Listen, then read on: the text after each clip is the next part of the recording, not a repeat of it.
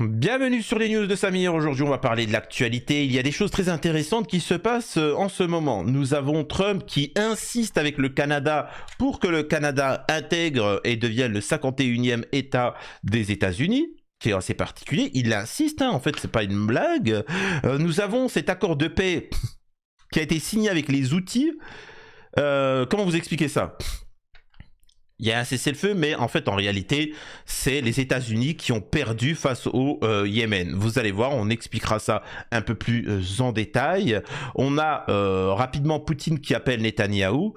Tout ça a un lien, il y a un contexte, vous allez voir. Et Trump a fait une annonce mystérieuse sur un événement historique en se rendant au Moyen-Orient lundi. Normalement, lundi prochain, il se rend au Moyen-Orient, en Arabie Saoudite, etc. Et il explique, en plus, s'il se déplace là-bas, c'est pas anodin, qu'il y a un événement historique. Et moi, on part sur des théories. Est-ce que derrière, il n'y aurait pas la reconnaissance de l'État palestinien ? Et ce qui permettrait de comprendre pourquoi ce lâche d'Emmanuel Macron a annoncé qu'en juin, il allait reconnaître la Palestine. Tout simplement parce qu'il savait que les États-Unis allaient le faire et il s'est dit « je vais essayer de surfer sur le buzz ». Vous allez voir pourquoi je dis ça, qu'est-ce qu'il en est, mais effectivement, ça serait un événement historique si il survit jusque-là. Avant de démarrer la vidéo, je vous demande de vous abonner, vérifiez si vous êtes bel et bien abonné, laissez un commentaire pour le référencement de la vidéo, comme ça d'autres pourront la voir, faire un don sur Tipeee, et surtout je vous demande une chose, au-delà des dons sur Tipeee, allez me rejoindre sur TikTok. Si vous avez TikTok, le lien est en message épinglé, vous regardez TikTok, vous cliquez dessus, vous vous abonnez, ok? On va pouvoir démarrer. On commence tout de suite avec le Canada, si vous le souhaitez bien. On garde le meilleur pour la fin.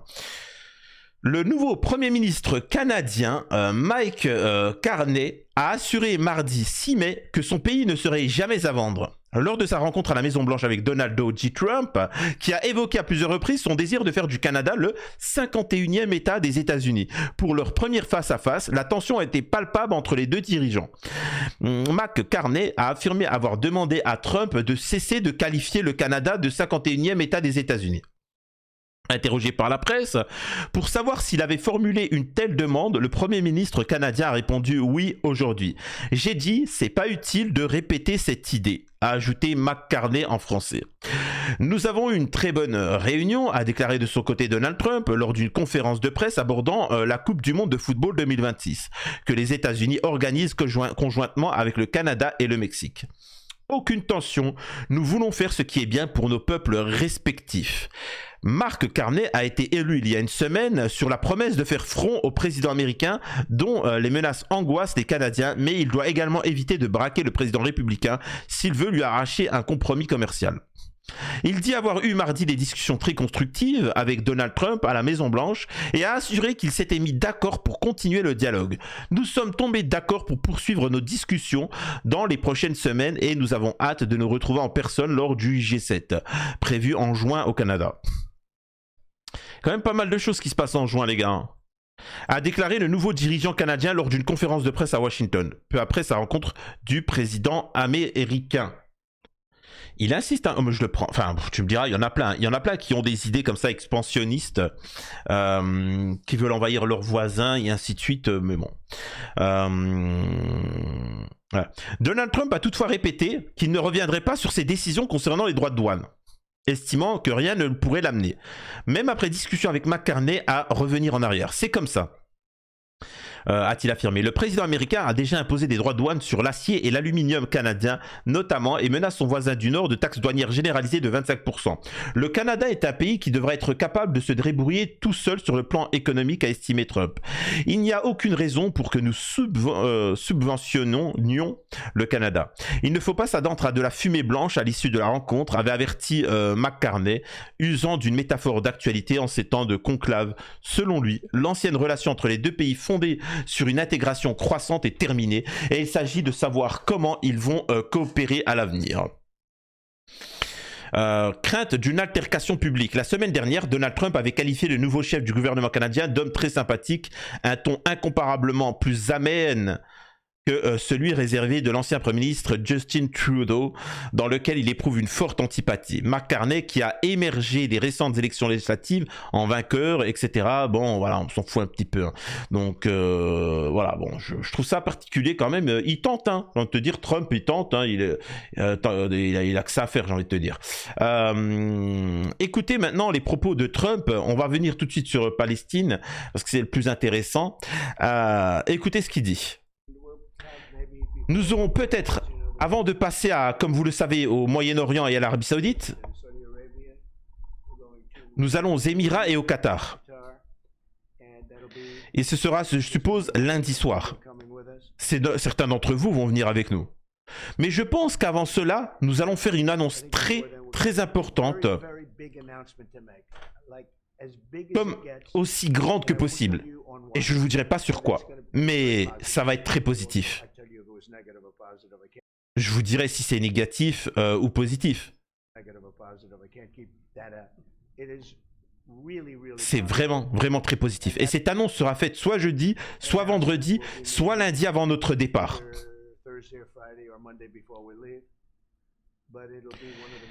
Mais ça sera l'une des annonces les plus importantes faites depuis de nombreuses années à propos d'un certain sujet, un sujet très important. Et donc, quelle peut être cette annonce mystérieuse? Moi, je vous le dis, il n'y a pas 50 difficultés dans la zone, c'est la Palestine. Et donc, voilà, donc en fait, plusieurs théories, c'est la normalisation avec l'État d'Israël des pays voisins, c'est-à-dire l'Arabie Saoudite, etc. La normalisation, et donc en tant que telle, la reconnaissance de la Palestine, ce qui serait un événement magnifique pour les Palestiniens. Je rappelle, pour ceux qui s'intéressent au conflit israélo-palestinien, les Palestiniens, ce n'est pas un État viable. Ils vivent des aides des Occidentaux. Sans les Occidentaux, hein, l'État s'effondre. Premier point. Ça, il faut bien le comprendre. Ensuite, s'il y a un État qui englobe les Israéliens et les Palestiniens, au bout de 20-30 ans, avec la fécondité, hein, les enfants, il y aura plus de Palestiniens que d'Israéliens. Donc imaginez dans 50 ans, un État où il y a 50 millions de Palestiniens et 6 millions d'Israéliens. Ça sera vite fait régler. Donc c'est pour ça que cet État ne peut pas exister, un État combinant un État binational. Et deux États l'un à côté de l'autre n'est pas viable pour Israël. Parce que forcément, la Palestine va se reconstruire, il y aura des frontières, un État, ça sera un État, et donc à ce moment-là, cet État-là, bien évidemment que les pays du Moyen-Orient vont le financer, l'aider, et créer une armée capable de se défendre. Et cette fois-ci, tôt ou tard, ça pèterait. Et cette fois-ci, c'est un État contre un État. Israël devrait se battre contre un État. Hein. Et cette fois-ci, cet État serait armé avec les meilleures armes qui puissent exister. Et, je vous laisse deviner ce qu'il adviendra d'Israël, sachant que déjà des mecs en claquettes chaussettes leur mettent une branloute. Donc, dans tous les cas, ça sera positif pour la Palestine. C'est une théorie, hein, je ne sais pas ça va être quoi l'annonce, mais quelque chose me dit que c'est en lien avec ça, la normalisation avec Israël et donc forcément potentiellement la reconnaissance de l'État palestinien. En fait, il y a tout qui me laisse indiquer ça. Parce que Macron, il est lâche, il est faible. Mais il se dit les États-Unis vont le faire et je vais embrayer le pas pour pas passer pour un pathétique, un minable qui suit. Hein. C'est-à-dire que oui, bon, ils l'ont fait, ben nous aussi on va le faire. C'est pour ça qu'il a pris les devants et qu'il a dit qu'il allait le faire. Avant son voyage au Moyen-Orient, Donald Trump promet une mystérieuse, très grande annonce.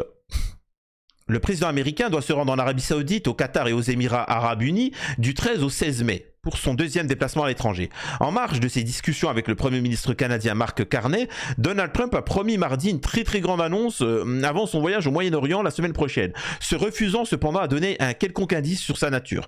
Nous aurons de très grandes annonces à faire et je ne vous dirai pas de quoi il s'agit bien évidemment. Cette annonce doit intervenir jeudi ou vendredi ou lundi avant notre départ. Qui se rendra en Arabie Saoudite, etc. Je ne dis pas qu'il s'agirait nécessairement de commerce, a indiqué un peu plus tard Donald Trump, qu'il a lancé une offensive douanière mondiale. Ce voyage au Moyen-Orient aurait dû être le premier déplacement à l'étranger du président américain depuis son retour au pouvoir en janvier, sans son aller-retour éclair à Rome pour les funérailles du pape François. Donald Trump a plusieurs fois vanté le potentiel économique des relations entre les États-Unis et les pays du Golfe, avec lesquels sa famille a par ailleurs des liens d'investissement privés. Le président américain pousse aussi pour une normalisation des relations entre l'Arabie Saoudite et Israël. Il faut savoir que cette normalisation, normalement, ne passe que par la reconnaissance de l'État palestinien. Et donc, ça risque d'être incroyablement fou si ça arrive. Donc ne vous étonnez pas si de nouveau on tente d'éliminer Donald J. Trump. Hein. Je précise parce que ça serait un coup dur pour Israël. Vous allez me dire, Israël veut la paix, tout ça. Ça, c'est mon boule sur la commode, ça. Hein. Ça, c'est le discours qu'ils disent devant, comme ça. Mais la réalité, c'est qu'ils ne le veulent pas. Parce qu'ils savent très bien que c'est signé l'arrêt de mort de l'État d'Israël. Donc, on va voir ce qui va advenir. Ça serait quand même phénoménal, cette histoire.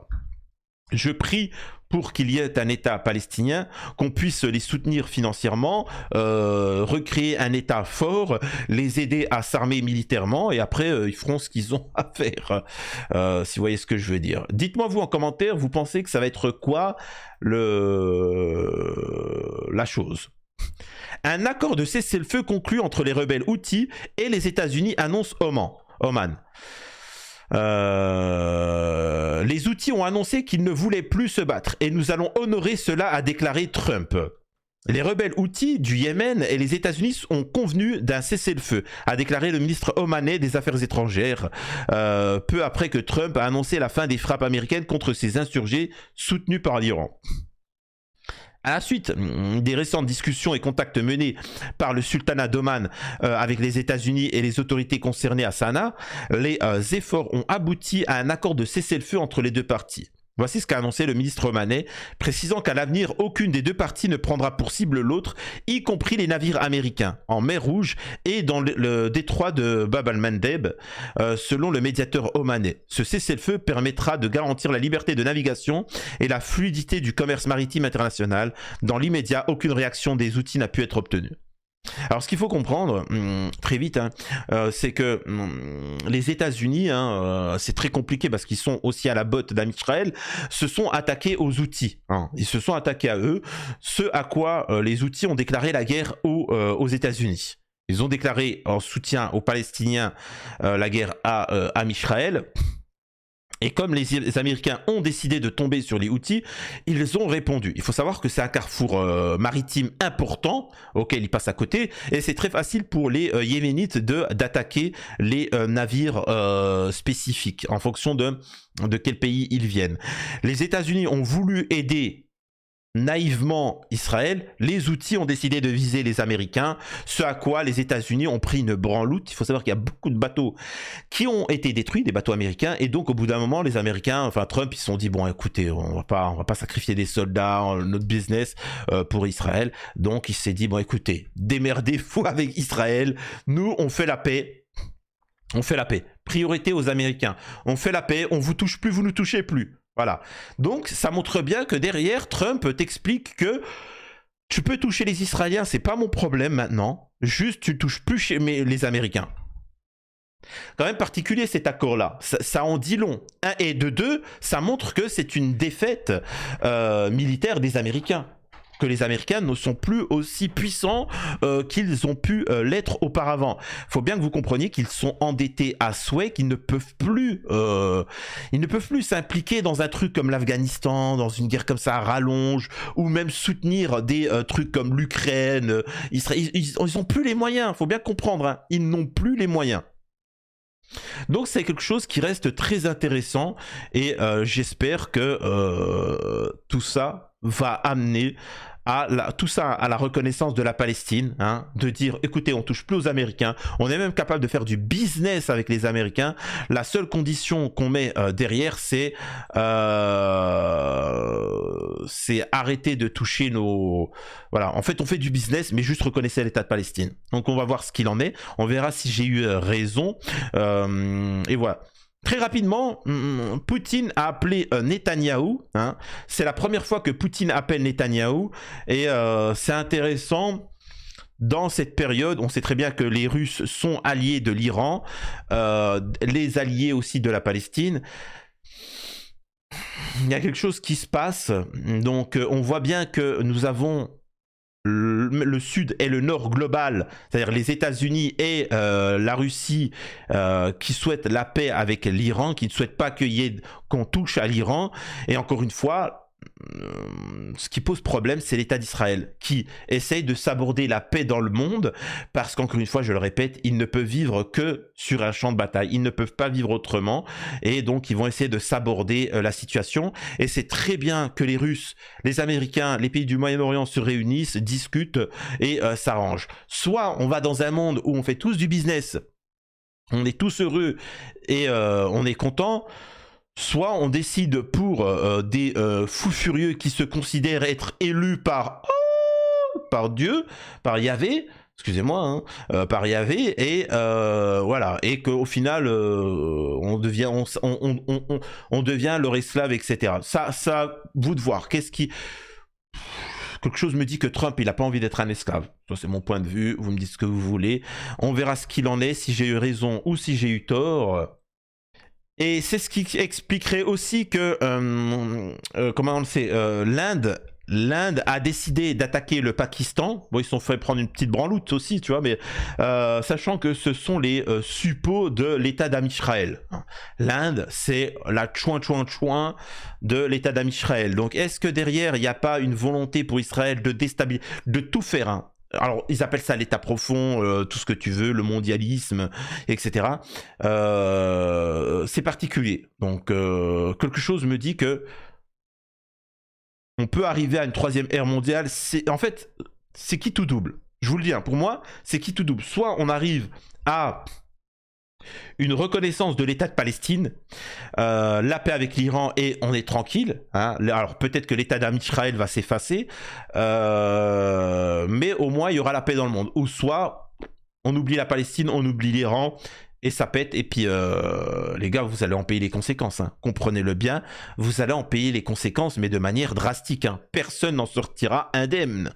Comprenez-le bien. Donc voilà, dites-moi vous ce que vous en pensez. On verra si j'ai eu raison, mais dans tous les cas, vous me rejoignez sur TikTok, je compte sur vous, et vous me faites un petit don, vous me faites exploser ce compteur-là sur Tipeee, le lien est en message épinglé. À la prochaine sur les news de Samir.